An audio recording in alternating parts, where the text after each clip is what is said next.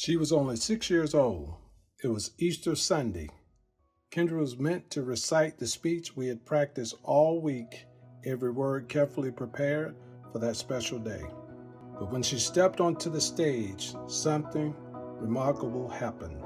She went completely off script. In that brave and beautiful moment, Kendra chose to speak not from the page, but from her heart, trusting the gift within her.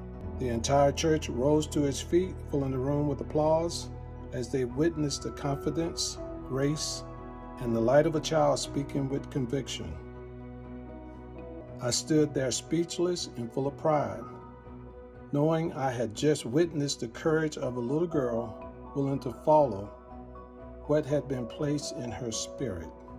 Afterwards, I told her that God had given her a very special gift and that when she uses it, she has the power to uplift others, bring hope, and make the world around her better. Kendra was already showing the world her own art of blooming.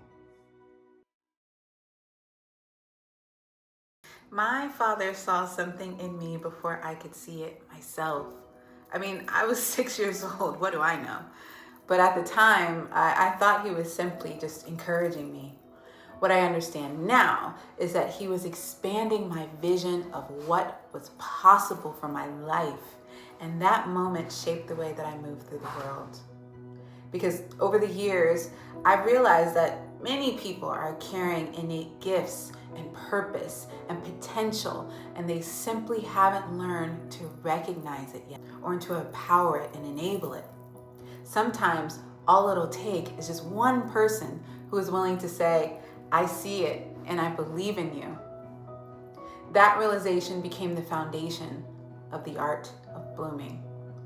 The art of blooming is my leadership and mentorship philosophy, which is centered around helping people recognize their God-given potential and to build confidence through discomfort and to gain exposure to opportunities that can expand the trajectory of their lives.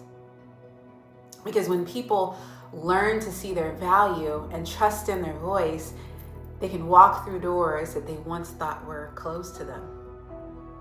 They begin to become who they were destined and created to be, and they own it. Literally like 2 weeks after we met, she is somebody that actually wrote a handwritten card that she gives to all of her friends, and she gave one to me. And really just encouraging women to enter into each new year with a renewed mindset, a renewed heart. As she is a woman who blooms wherever it is that she's planted, she also now encourages other women to be able to do the same.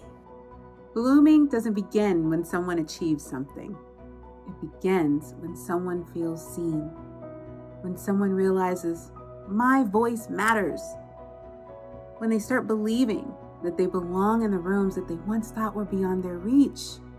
That's where transformation begins. For nearly 15 years, I've had the privilege of mentoring students, young professionals, and emerging leaders from across the country, whether that's through direct mentorship, or introducing new leadership development coursework, or bringing on brand new internship programs like the partnership between Volkswagen Group of America and Morgan State University, or even being a panelist for the last 10 years at a program called Future Leaders in eMobility that helps high schoolers learn about the automotive industry and career development. My goal every time is the same: help people gain access to opportunities that can expand their future. Tools, mindset shifts, confidence that she poured into me have become things that I now share with others. I regularly coach my direct reports at my job, for peers, even my friends, both professionally and casually, on resume development, interviewing skills, public speaking, that I originated from lessons Kendra taught me. Kendra just doesn't talk about growth and transformation, she lives it. Kelsey's story demonstrates something I care deeply about.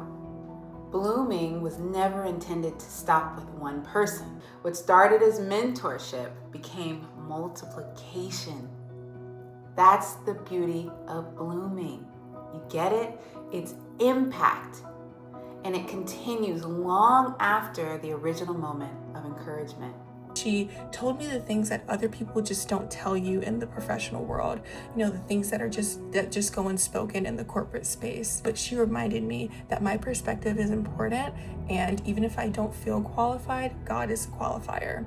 And especially as a Black woman, I believe that it is important that I voice my perspective in spaces where I am not well represented. So Kendra just absolutely embodies the art of blooming. Not only has she bloomed herself and her own career success and her confidence, she also pours into other people. As Miss Corporate America, I want to expand the art of blooming into a national movement that connects corporations, universities, and communities to life-changing opportunities for our emerging leaders. I've seen firsthand how exposure can alter the trajectory of a life.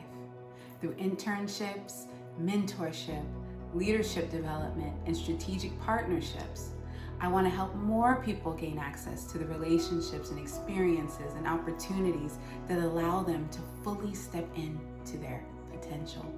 Because talent is universal, but access is not.